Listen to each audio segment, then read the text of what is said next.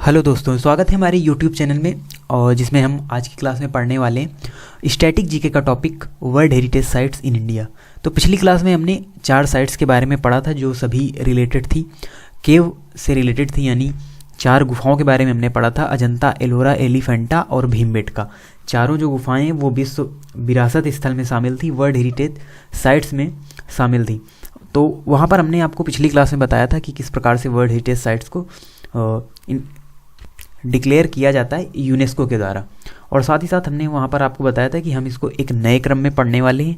Means जो एक type की साइट्स हैं उनको हम एक ही साथ पढ़ेंगे, रिलेट करके पढ़ेंगे, जिससे हमको लर्न करने में आसानी रहे।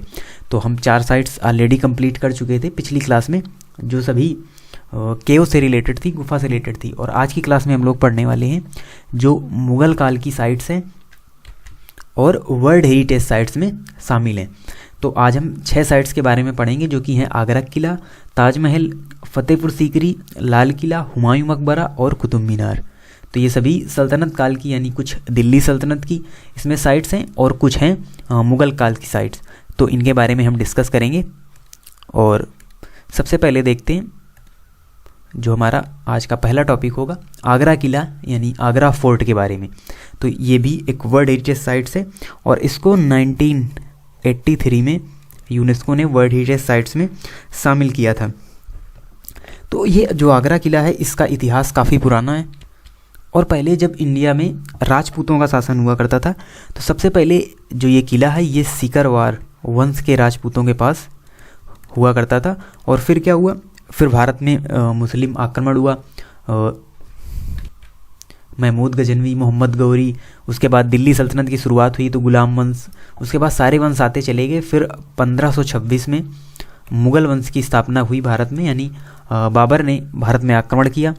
देन फिर क्या हुआ कि इस किले पर उसने अपना अधिकार कर लिया। पहले इसमें इब्राहिम लोदी का शासन हुआ करता था, फिर इब्राहिम लोदी को हराया बाबर ने और फिर बाबर ने इस किले पर कब्जा कर लिया। तो इसका पहले नाम भी आपको याद रखना है, पुराना नाम इसका हुआ करता था, पहले नाम इसका बादलगढ़ हुआ करता था जब ये किला राजपूत वंश के शासकों के पास हुआ करता था। तो फिर क्या कराया, अकबर ने इसका पुनर्निर्माण कराया। जब अकबर का शासन आया तो सभी जो मुग़ल काल के जो मुग़ल शासक थे सभी ने इस किले पर राज किया, जिस प्रकार से उनकी डायनेस्टी आती गई। तो अकबर ने इसको पुनः बनवाया था, यानी अकबर ने इसका पुनर्निर्माण कराया था। कब? 1573 में।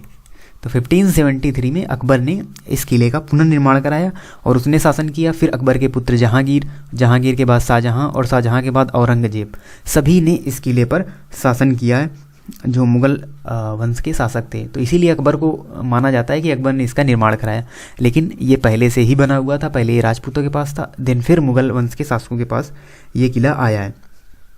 और अगर बात करें इस किला की यानी आगरा फोर्ट की, तो यह ताजमहल से ही कुछ दूरी पर पड़ता है और इसमें 2 गेट हैं, यानी 2 गेट से इसमें प्रवेश होता है, जिसमें दोनों गेट्स का नाम आपको याद रखना है। एक है दिल्ली गेट, देखिए नाम इसका है दिल्ली गेट, लेकिन ये दिल्ली में नहीं है, ये आगरा किला का एक गेट का नाम है।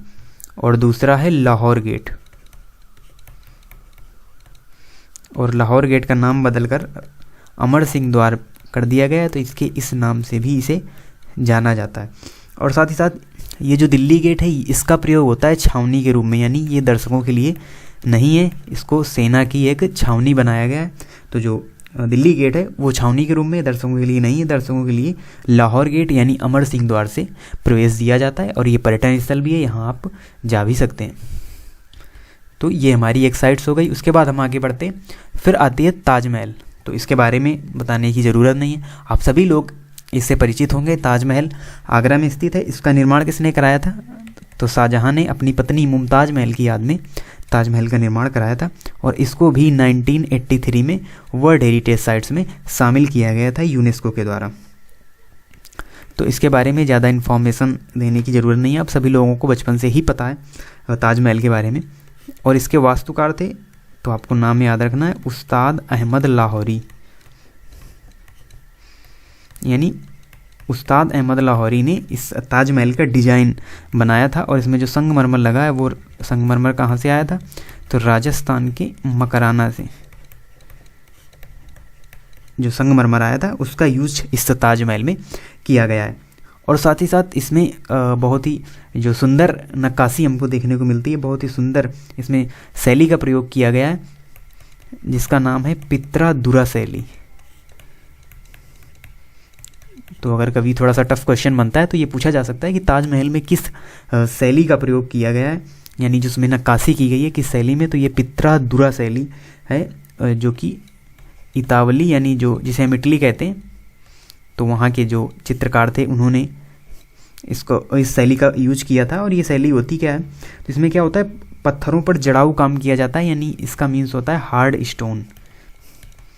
जो पत्थर पर नक्काशी की जाती है, पत्थर पर जो नक्काशी है जो कि ताजमहल में है, तो पत्थर में जो नक्काशी की जाती है उसे ही कहते हैं पित्रादुरा शैली। तो इस शैली का यूज किया गया है ताजमहल के निर्माण में, और इसका निर्माण मुगल शासक शाहजहां ने करवाया था। और इसके पास में ही है, यानी दोनों ही आगरा में स्थित हैं। आगरा किला तो नाम से ही है और ताजमहल भी आगरा में ही स्थित है। और ये दोनों साइट्स थोड़ी दूर में, यानी आगरा किला से आप ताजमहल को अच्छी तरीके से देख भी सकते हैं, क्योंकि आगरा किले में एक मुसम्मन बुर्ज भी था जहाँ से शाहजहां ताजमहल का दीदार किया करता था। तो ये दोनों आस ही पास स्थित जो बिल्डिंग है। उसके बाद आती है हमारी अगली साइट फतेहपुर सीकरी। तो ये कोई साइट नहीं है, ये एक अकबर के द्वारा बसाया गया एक शहर है। तो इसे फतेहपुर सीकरी को अकबर ने बसाया था, क्योंकि ये आगरा से ही कुछ दूरी पर पड़ता है फतेहपुर सीकरी। तो अकबर ने इसे 1569 में, यानी 1569 में इस शहर को बसाया था मुगल शासक अकबर ने, और इसको 1986 में वर्ल्ड हेरिटेज साइट्स में शामिल किया गया था यूनेस्को के द्वारा। तो देखिए अकबर का शासन भारत में सबसे ज़्यादा रहा, यानी सबसे ज़्यादा अकबर ने ही भारत में शासन किया था। लगभग 52 सालों तक अकबर ने शासन किया, तो इसीलिए उन्होंने कई सारी बिल्डिंग्स का निर्माण कराया अकबर ने, और साथ ही साथ कई सारे शहरों में उसने शासन किया। और अकबर को महान भी कहा जाता है कि इसने जो सौहार्दपूर्ण भावना है वो बनाए रखी। तो इसने ही इस शहर को बसाया था, यानी कि अकबर ने। और इसमें अकबर ने इसमें बुलंद दरवाजे का भी निर्माण कराया था। कहाँ? फतेहपुर सीकरी में, यानी जो बुलंद दरवाज़ा है वो फतेहपुर सीकरी में बना हुआ है, तो ये आपको याद रखना है। उसके साथ ही साथ गुजरात विजय पर इसका निर्माण कराया था अकबर ने, यानी जब गुजरात पर विजय पाई थी अकबर ने, उसके बाद उसने इस दरवाजे का निर्माण कराया था गुजरात विजय पर। तो बुलंद दरवाजे के बारे में कुछ फैक्ट जानते हैं। तो ये जो दरवाज़ा है इसका निर्माण 1573 में कराया गया था, और ये 54 मीटर ऊंचा है। 54 मीटर ऊंचा है, यानी कि हम कहते हैं ज़मीन से 280 फुट इसकी ऊंचाई है बुलंद दरवाज़ा की। और इसे ऐसा माना जाता है इस बुलंद दरवाजे को कि ये मस्जिद मक्का की, यानी जो मक्का मदीना की मस्जिद है उसकी नकल इस बुलंद दरवाजे को कहा जाता है। तो अकबर ने इस बुलंद दरवाजे का निर्माण कराया था, और फतेहपुर सीकरी शहर को भी अकबर ने ही बसाया था। तो इसकी आपको ऊंचाई याद रखनी है, और ये मस्जिद मक्का की नकल इसको कहा जाता है। तो ये 3 साइट्स हमारी कंप्लीट होती हैं, तीनों ही आगरा में ही है, यानी जो आगरा फोर्ट है ताजमहल वो तो आगरा में स्थित है, जो फतेहपुर सीकरी है आगरा से ही थोड़ी दूर पर फतेहपुर सीकरी भी स्थित है। अब बढ़ते हैं हम अगली साइट्स की ओर, और अगली साइट है हमारी लाल किला, यानी कि रेड फोर्ट। तो देखिए वो पीछे हमने पढ़ा आगरा फोर्ट के बारे में, आगरा किला के बारे में, ये है लाल किला। दोनों सेम ही लगते हैं, काफ़ी कन्फ्यूजन दोनों में देखने को मिलता है।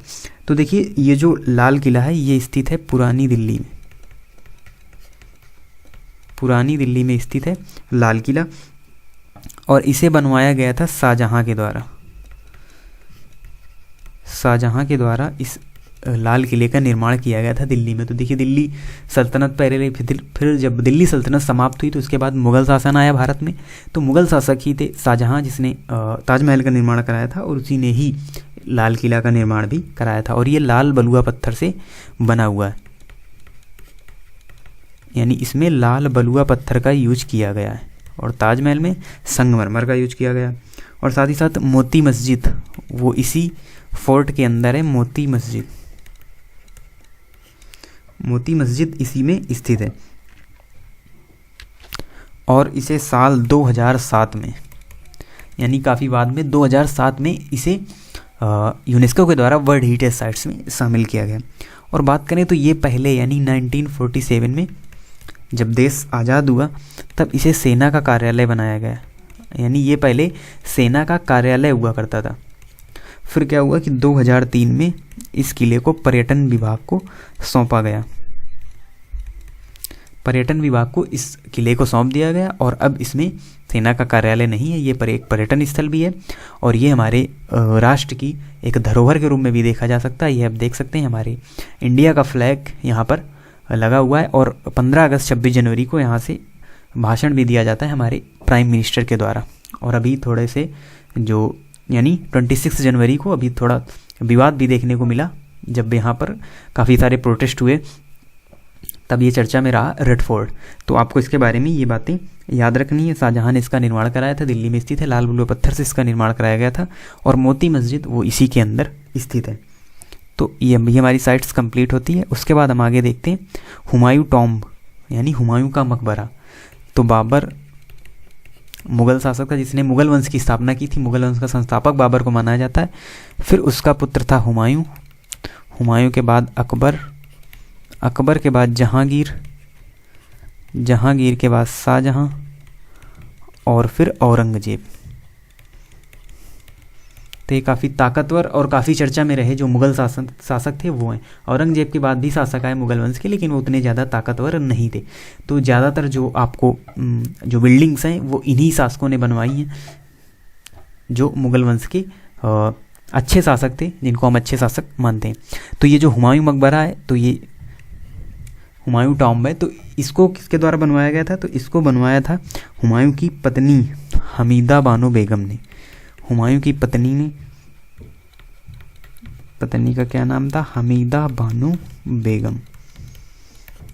देखिए जो हुमायूं नामा यानी हुमायूं की जो जीवनी लिखी गई है, हुमायूं की जो आत्मकथा यानी कि हुमायूं की जीवनी लिखी गई है, वो हुमायूं की बेटी के द्वारा लिखी गई है। और ये जो हुमायूं का मकबरा बनवाया गया है ये भी दिल्ली में स्थित है, दिल्ली में स्थित है। ये बनवाया गया है इसकी पत्नी हमीदा बानो बेगम के द्वारा और इसे वर्ल्ड हेरिटेज साइट्स में शामिल किया गया था 1993 में।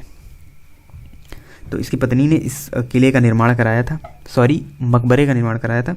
और ये मुग़ल वास्तुकला का प्रथम उदाहरण है, मुग़ल वास्तुकला का प्रथम उदाहरण है। क्योंकि देखिए बाबर है, बाबर ने ज़्यादा निर्माण नहीं कराए बिल्डिंग से, फिर हुमायूं ने भी निर्माण नहीं कराया, लेकिन हुमायूं के मरने के बाद, हुमायूं की मृत्यु के बाद उसकी पत्नी ने उसकी याद में ये मकबरा बनवाया था। मुग़ल वास्तुकला का इसे प्रथम उदाहरण कहा जाता है। और फिर उसके बाद जब अकबर का शासन आया तो उसने बहुत सारी बिल्डिंग्स बनवाई यहाँ पर। तो मुग़ल वास्तुकला का प्रथम उदाहरण है, यानी इसे भी लाल बलुआ पत्थर का यूज इसमें भी किया गया है और ये दोहरे गुंबद का इसमें इस्तेमाल किया गया है। तो ये फर्स्ट एग्जाम्पल है, यानी पहला ऐसा मकबरा है जिसमें दोहरे गुंबद का यूज किया गया है, क्योंकि एक नई शैली थी इंडिया के लिए जब यहाँ पर जो मुग़ल वास्तुकला ने अपना निर्माण किया। और इसमें क्या है, दोहरा गुंबद है। तो ये दोहरे गुंबद का फर्स्ट टॉम्ब है, पहला ऐसा मकबरा है जिसमें दोहरा गुंबद का यूज किया गया है। और इसमें चार बाग शैली का भी यूज किया गया है, यानी चार बाग शैली का भी एक एग्जाम्पल है। चार बाग शैली का मीन्स ये होता है टॉम्ब के साथ साथ वहाँ पर पार्क बना देना, एक बाग टाइप बना देना। तो ये मुग़ल काल की जो शैली थी, जो मुग़ल काल की विशेषता थी उसकी वास्तुकला की, वो हमको यहाँ पर देखने को मिलती है। तो ये हमारी 5 साइट्स कंप्लीट हो चुकी हैं। अब उसके बाद हमारी आज की लास्ट साइट है जो कि है कुतुब मीनार। तो कुतुब मीनार इसे यूनेस्को के द्वारा वर्ल्ड हेरिटेज साइट्स में शामिल किया गया था 1993 में, यानी 1993 में इसे यूनेस्को के द्वारा वर्ल्ड हेरिटेज साइट्स में शामिल किया गया। और ये भी कहाँ है? ये भी है दिल्ली में और ये है मेहरौली वाले भाग में, मेहरौली भाग में, यानी ये जो 3 साइट्स हैं ये दिल्ली में ही पड़ती हैं, थोड़ा थोड़ा इनमें डिफरेंस है। तो ये कुतुब मीनार मेहरौली भाग में स्थित है दिल्ली, और ये ईंट से बनी विश्व की सबसे ऊंची दीवार है, विश्व की सबसे ऊंची मीनार है, विश्व की सबसे ऊंची मीनार। तो ये भी क्वेश्चन काफ़ी बार पूछा गया है कि विश्व की सबसे ऊंची मीनार कौन सी है, और वो भी ईंट से बनी। तो ईंटों से इसका निर्माण किया गया था। ईंट से बनी विश्व की सबसे ऊंची मीनार है। अब बात कर लेते हैं किसने इसका निर्माण कराया था। तो देखिए, जब भारत में मुस्लिम आक्रमण हुआ तो उसके बाद महमूद गजनवी आए, मोहम्मद गौरी आए। तो मोहम्मद गौरी का एक गुलाम हुआ करता था कुतुबुद्दीन ऐबक। तो वो गुलाम वंश का संस्थापक भी था कुतुबुद्दीन ऐबक, यानी उसने ही दिल्ली सल्तनत की शुरुआत की थी, गुलाम वंश की स्थापना की थी भारत में। तो कुतुबुद्दीन ऐबक ने इसका निर्माण शुरू कराया था, क्योंकि कंप्लीट नहीं करा पाया, पहले ही उसकी मृत्यु हो गई थी। और ये बनी किसकी याद में? तो कुतुबुद्दीन, इसका नाम जो कुतुब मीनार है वो कुतुबुद्दीन बख्तियार काकी, कुतुबुद्दीन बख्तियार काकी की याद में कुतुबुद्दीन ऐबक ने इस कुतुब मीनार का निर्माण कराया था। और उसने इसका निर्माण शुरू किया था, लेकिन फिर इल्तुतमिश ने, जो इसी गुलाम वंश का शासक था इल्तुतमिश, इसने इसका निर्माण पूरा कराया। इल्तुतमिश ने इसका पूरा निर्माण कराया। और उसके बाद क्या हुई कि एक बार जब बिजली गिरी तो इसका कुछ भाग क्षतिग्रस्त हो गया था। तो फिर जो क्षतिग्रस्त भाग था उसे फिर पूरा बनवाया फिरोज शाह तुगलक ने फिर उसका पुनर्निर्माण कराया, यानी कुतुब मीनार का पुनर्निर्माण कराया फिरोज शाह तुगलक ने। तो इसलिए देखिए यहाँ पर कुतुब मीनार, वैसे तो अगर बात की जाए कुतुब मीनार का निर्माण किसने कराया तो आप ऑप्शन के हिसाब से देख सकते हैं। वहाँ पर अगर कुतुबुद्दीन ऐबक है तो वो सही होगा, अगर कुतुबुद्दीन ऐबक ऑप्शन में नहीं है तो फिर इल्तुतमिश ने इसका निर्माण पूरा कराया था। और फिर क्षतिग्रस्त हो गई थी, तो उसके बाद जो पुनर्निर्माण है वो फिरोज शाह तुगलक ने करवाया था। और ये 5 मंजिला इमारत है, 5 मंजिला मीनार है। वर्तमान में इसमें 5 मंजिल हैं। और इसकी लंबाई की बात कर ली जाए अगर, तो इसकी जो लंबाई है वो 72.5 मीटर इसकी लंबाई है। और अगर फिट में बात करें तो 237.86 फिट इसकी ऊंचाई है। और इसमें 379 सीढ़ियाँ हैं। तो ये भी क्वेश्चन कई बार पूछा गया है कि कुतुब मीनार में कितनी सीढ़ियाँ हैं, तो 379 यानी 379 सीढ़ियाँ हैं कुतुब मीनार में।